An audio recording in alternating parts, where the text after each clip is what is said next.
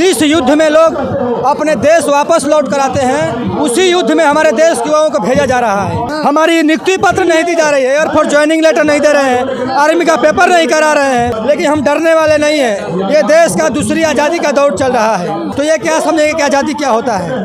जब देश गुलाम था तो ये अंग्रेजों के कब्जे में थे, आज देश आज़ाद हुआ थे, सत्ता में बैठे हैं, ये चापलूस लोग हैं। उसका जो है शरीर मर गई है, आत्मा भटक रहा है। कंगना रनावत का वो एक नाचने वाली एक्टर है, उसकी हैसियत कुछ नहीं है। वो क्या जानेगी कि आज़ादी क्या होती है। आज़ादी ये नहीं समझेंगे, आज़ादी के मायने हम समझेंगे, क्योंकि हमने इस देश के लिए बलिदान दिया है। मेरा भाई शहीद हुआ है, ये की माने से मेरा भाई आत्महत्या किया है। मैं जानता हूँ कि दर्द क्या होता है। ये लोग नहीं समझेंगे। ये लोग झूठ बोलकर सत्ता में बैठ गए हैं, लेकिन यह धर्म की साम्राज्य ज़्यादा दिन तक नहीं चलने वाली है। अयोध्या में रोजगार मिल रहा है, जाइए वहाँ पर रोजगार ले लीजिए। भैया वो ब्राह्मणों का काम है, फूला माला बेचना, हमारा काम नहीं। हम क्षत्रिय हैं, हमें युद्ध लड़ने आता है, हमें पूजा पाठ करने नहीं आता है। जितने भी ये लोग बैठे अपने अपने बेटे को पद में बैठा देते हैं। ये तो दूसरे को कहते हैं कि हिंदू मुस्लिम हिंदू मुस्लिम। हम झंडा उठाए हिंदू मुस्लिम का, और तुम्हारा बेटा IAS PCS बनेगा। वो चाय बेचता था, वही अच्छा था। वो जनता ने गलत किया कि उसको उस पद पे बैठा दिया, जो आज हमें ये दौरा देखना पड़ रहा है। नमस्कार, मैं ब्यूटी गिरी और एक बार फिर से हम मौजूद हैं दिल्ली के जंतर मंतर पर, जहां पर फिर से हज़ारों युवाओं की भीड़ जमा हुई है और एक बार फिर से ये अपना हक मांगते हैं, ये रोज़गार मांगते हैं। बेरोज़गारी का आलम भारत में ऐसा हो चुका है कि देश के सारे युवा आज सड़क पर हैं। या तो उनके पास रोज़गार नहीं है, या फिर वो जो एक हालात ऐसे भी हैं कि आधे से ज़्यादा जो मज़दूर हैं वो इजराइल जा रहे हैं। वो तस्वीरें आप देख रहे हैं। इसी सिलसिले में हमारे साथ बातचीत करने के लिए कुछ युवा मौजूद हैं। क्या कहेंगे, लगातार मोदी सरकार जो है वादे कर रही है और अब तो कुछ लोग इजराइल जा रहे हैं रोजगार के लिए, क्या कहेंगे आप? देखिए, ये मोदी जी का सबसे बड़ा असफलता का कारण है। जिस युद्ध में लोग अपने देश वापस लौट कर आते हैं, उसी युद्ध में हमारे देश के युवाओं को भेजा जा रहा है, मौत के खाई में भेजा जा रहा है। यही मोदी जी का 14 साल का 10 साल का कार्यकाल है। मैं यही कहूँगा मोदी जी को कि वो अपने पद से इस्तीफा दे दें। वो चौथी पास है, इसे कोई दिक्कत नहीं है। मोदी जी निपड़ है, इससे देश को कोई फर्क नहीं पड़ेगा, क्योंकि उन्होंने 10 साल में कोई प्रेस कॉन्फ्रेंस नहीं किया। उन्होंने 10 साल के कार्यकाल में 2 करोड़ रोजगार नहीं दिया। उन्होंने महंगाई बेरोजगारी तो महंगा चर्चा तो किया सत्ता में आने के लिए, लेकिन उस पर कोई काम नहीं किया। इसलिए मोदी से हाथ जोड़कर विनती करेंगे कि वो अपने पद से इस्तीफा दे दें। उनके बस का बात नहीं है देश को चलाना। देश का युवा जाग चुका है, अब उनके झांसे में आने वाले हम नहीं हैं। मोदी जी तो युवाओं के आइडियल हैं, आदर्श बन के उभरे हैं। आपके सामने मैं खड़ा हूँ, आपके सामने मैं खड़ा हूँ कि मोदी जी का आइडियल है। तो देखो कितना बेरोजगारी चरम सीमा पार है। हमारी नियुक्ति पत्र नहीं दी जा रही है, एयरफोर्स ज्वाइनिंग लेटर नहीं दे रहे हैं, आर्मी का पेपर नहीं करा रहे हैं। बोलते हैं भारत माता की जय। कहाँ, मैं भी तो माता का सैनिक हूँ। आइए हमारे सामने बहस कीजिए कि हम तुम्हारे साथ बहस करते हैं कि तुम्हें नौकरी क्यों नहीं दी गई, तुम्हें फौज में क्यों नहीं भर्ती दी गई। ये मोदी जी का कहीं ना कहीं फेक है। आज आप देख लीजिए इस जंतर मंतर पर कितने युवा आए हैं। कोई मीडिया आई है, गोदी मीडिया एक भी नहीं आई है। कोई चर्चा कर रहा है बेरोजगारी पर नहीं। हिंदू मुस्लिम हिंदू, अरे भैया हिंदू मुस्लिम क्या है? जितने मुसलमान ने देश को आज़ादी नहीं किया। तो हिंदुओं को खतरे में है, हिंदू का धर्म खतरे में है, तो बात तो होगी ना। मुसलमान देश के लिए नहीं मरा है। APJ अब्दुल कलाम क्या थे? मुसलमान थे, मसालमन के नाम से जाना गया। वीर अब्दुल अजीम क्या था? मुसलमान था, देश के लिए मरा। जय इनकलाब जिंदाबाद का शुरू में नाम किसने दिया था? आप बताइए। मोहम्मद। ये देश में केवल हिंदू मुस्लिम की चर्चा की जा रही है और कुछ नहीं, लेकिन हमें इससे कोई मतलब नहीं है। आपको जो राजनीति करना है करो, हमें भैया रोजगार चाहिए। हमें आर्मी का एयरफोर्स का ज्वाइनिंग दो, आर्मी का पेपर कराओ, और ये हम अपना अधिकार लेकर रहेंगे। अगर ये नहीं देंगे तो मोदी जी को पूरा देश में खुलकर विरोध करेंगे। उनकी जहाँ भी रैलियाँ निकलेगी हम वहाँ विरोध करेंगे। अरे चुनावी मेंढक बन गए हैं आप लोग। चुनाव देखा करीब है तो चले आए प्रदर्शन करने। भाई हम लोग 2 साल से आंदोलन में बैठे हुए हैं। हम कोई आज पहली बार यहाँ नहीं आए हैं, कई बार आ चुके हैं, कई बार हमारी गिरफ्तारियाँ हो चुकी है, लेकिन हम डरने वाले नहीं हैं। ये देश का दूसरी आज़ादी का दौर चल रहा है। अगर आज के समय में भगत सिंह, राजगुरु, सुखदेव और वैसे न जाने कितने तमाम क्रांतिकारी होते तो उन्हें भी आज सलाखों में बंद कर दिया जाता, ये मोदी के द्वारा।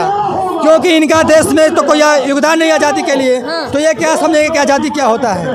जब देश गुलाम था तो ये अंग्रेजों के कब्जे में थे, आज देश आज़ाद हुआ थे, सत्ता में बैठे हैं, ये चापलूस लोग हैं, तो इनकी कोई हैसियत नहीं है हमारे से बहस करने के लिए।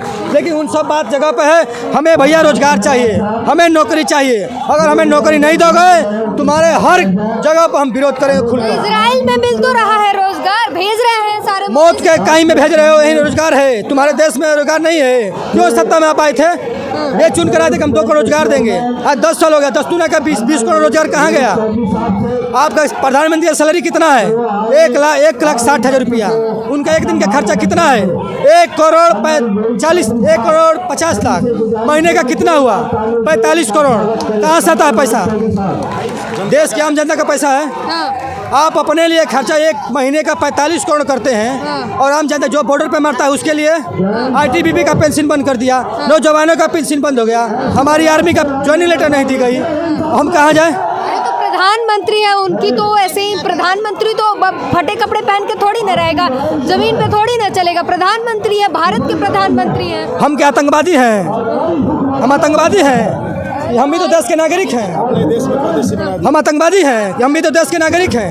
हमने इस देश को लिए बलिदान नहीं दिया, हमारे पुरखों ने मारा, आज हम भी इस मिट्टी के लिए मर रहे हैं। 10 लाख का जैकेट पहनते हुए टीवी पर बोलते हो कि हम गरीबों के लिए कल्याण योजना ला रहे हैं, हम गरीबों के लिए गैस सिलेंडर दे रहे हो 1200 को, 400 का सिलेंडर 1200 में दे रहे हो।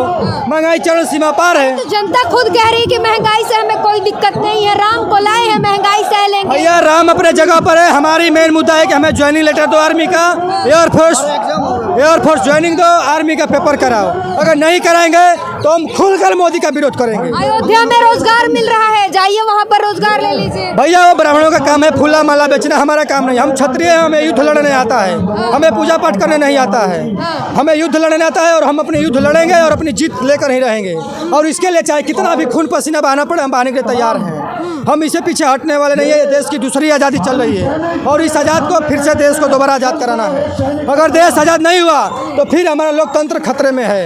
ये देश में फिर चुनाव होने वाला नहीं है, इसलिए देश को जाग चुका है। आप देखिए रेलवे की वैकेंसी है, कितना आया?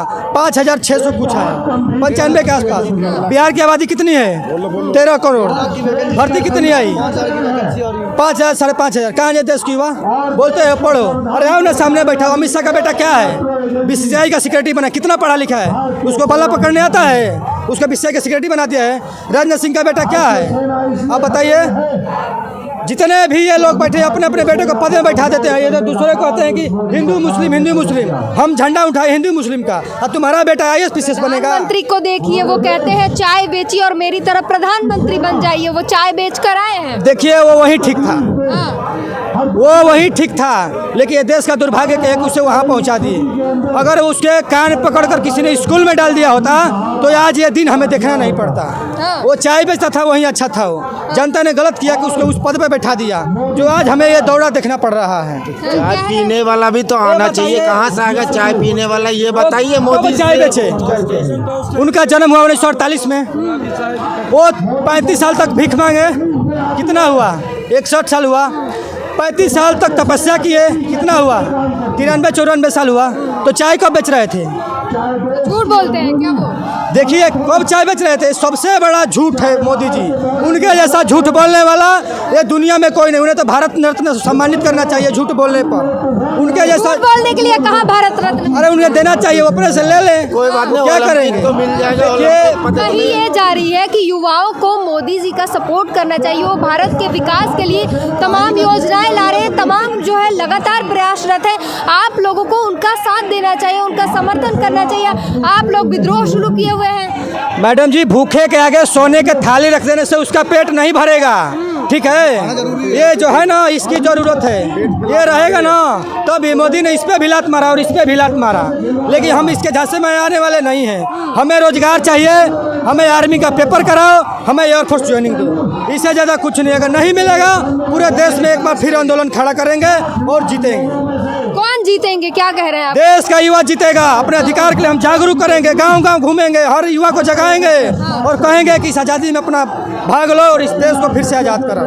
तो अभी देश गुलाम है? गुलाम नहीं है, तो क्या है? गुलाम तो बन ही चुके हैं, अब कैसे गुलाम बने? एक लाठिया मोदी के आने के बाद असल मायने में देश आजाद हुआ था। अरे मैडम, मोदी निपड़ों की बात सुनती है आप? हाँ? लोगों को बोलने देते हैं। अगर आज़ादी, भगत सिंह क्या थे? आज़ादी के लिए मरे। चंद्रशेखर आजाद क्या थे? राजगुरु क्या थे? कंगना रनौत ने कहा था कि 2014 के बाद जो है भारत असल मायनों में आजाद हुआ है। क्या कहेंगे आप उस पर? झूठ बोल रही है। उसका जो है शरीर मर गई है, आत्मा भटक रहा है। कंगना रनौत का वो एक नाचने वाली एक्टर है, उसकी हैसियत कुछ नहीं है। वो क्या जानेगी कि आज़ादी क्या होती है। आज़ादी का पूछना तो जाकर उन शहीदों से पूछो जिसके घर में शहीद होकर नौजवान आया है। आज़ादी पूछना तो जाकर इन भाइयों में पूछो जिनके भाई बॉर्डर पर शहीद होकर घर आए हैं। जाकर उन माँ से पूछो जिसका बेटा शहीद हो गया, बॉर्डर पर खून की आंसू रो रही है। आज़ादी ये नहीं समझेंगे, आज़ादी के मायने हम समझेंगे क्योंकि हमने इस देश के लिए बलिदान दिया है। मेरा भाई शहीद हुआ है, ये की माने से मेरा भाई आत्महत्या किया है। मैं जानता हूँ कि दर्द क्या होता है। ये लोग नहीं समझेंगे। ये लोग झूठ बोलकर सत्ता में बैठ गए हैं, लेकिन यह धर्म की साम्राज्य ज़्यादा दिन तक नहीं चलने वाली है। जितना भी साम्राज्य, देशद्रोही गुंडे कहे जाते हैं आप लोगों को, क्योंकि आप लोग मोदी का विरोध कर रहे हैं। मोदी का विरोध मतलब राष्ट्रद्रोह। तो मोदी देश है क्या जो मोदी कह रहे कि मतलब कि वो राष्ट्रद्रोह कर रहे? मोदी देश है। ये यहाँ पर जो जनता बैठी है बेरोजगार है और आज भारत में बेरोजगारी का आलम ऐसा है कि आज इजराइल भेजे जा रहे युद्धग्रस्त क्षेत्र में, जहाँ से लोग अपनी जान बचा कर आते हैं, वहाँ पर लोगों को भेजा जा रहा है। और यहाँ पर आपको संख्या दिखा देते हैं कितनी बड़ी संख्या में यहाँ पर लोग आए हुए हैं। ये सभी युवा हैं और अपने रोजगार के लिए संघर्ष कर रहे हैं और सरकार से सवाल पूछ रहे हैं कि आखिर इनके रोजगार के वादे जो हैं वो पूरे क्यों नहीं किए गए, जब इन्होंने सारी चीज़ें कंफर्म कर ली थी। सिर्फ ज्वाइनिंग पर आकर इन्हें क्यों रोक दिया गया? पूरी बातचीत पर अपनी प्रतिक्रिया जरूर दीजिए।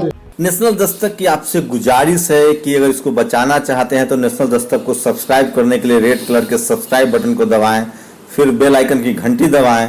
नेशनल दस्तक को बचाने के लिए बहुत जरूरी है कि हर खबर को शेयर करें, लाइक करें, कमेंट जरूर करें।